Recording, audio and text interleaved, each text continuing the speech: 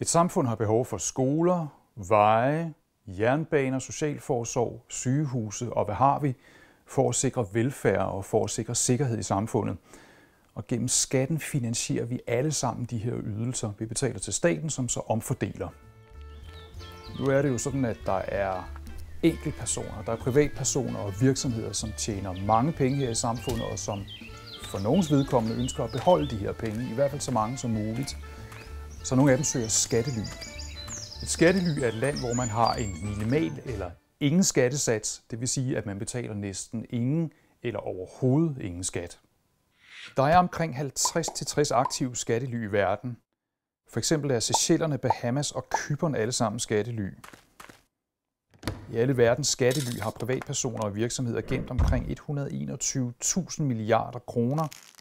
Det er penge, der burde have været betalt skat af til statskasser rundt omkring i verden.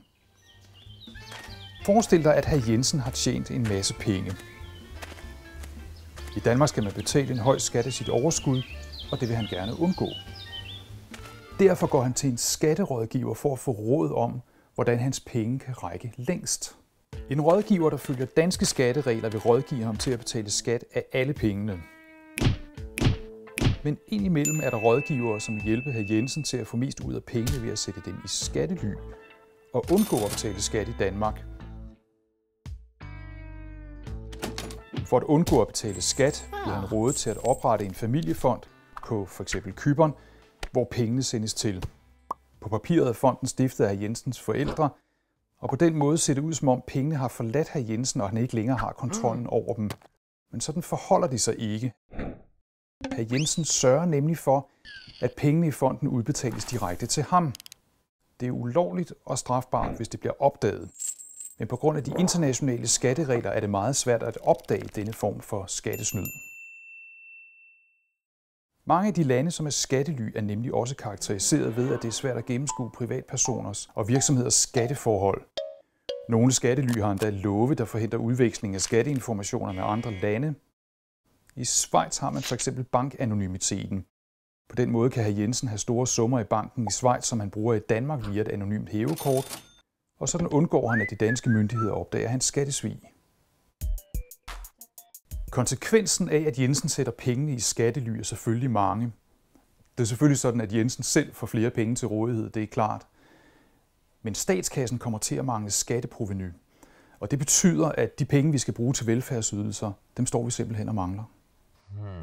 Det er svært at kende de præcise tal, men det anslås, at danskere har mellem 100 og 150 milliarder kroner i skattely. Og det betyder, at den danske statskasse snydes for mellem 3 og 5 milliarder kroner om året. Penge, der kunne have været gået til nye sygehuse, skoler, veje og jernbaner.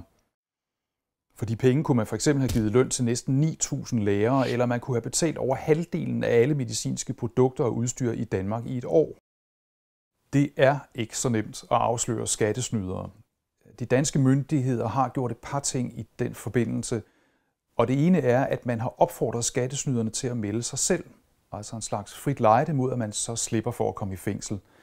Men man slipper naturligvis ikke for at tilbagebetale det skat, man skylder, og man slipper heller ikke for en klækkelig bøde, så i praksis har det været svært. Der er også indgået internationale aftaler om udveksling af skatteoplysninger lande imellem, sådan så man kan gennemgå folks og virksomheders økonomi og sikre, at de betaler skat der, hvor de er forpligtet til at betale skat. Men denne udveksling af informationer, den er altså ikke automatisk. Man skal have en begrundet mistanke om, hvem, hvor og hvordan der snydes, før man kan bede om at få udleveret informationer om de mistænktes økonomi. Det gør processen besværlig og betyder, at aftalerne om udveksling af skatteinformation sjældent bliver brugt i praksis. Derfor kan personer som hr. Jensen roligt sende sine penge i skattely for at undgå at betale skat. Hr. Jensen kan nyde godt af pengene selv, men statskassen går glip af pengene til offentlige investeringer. Det går ud over det velfærdssamfund, du og jeg er en del af.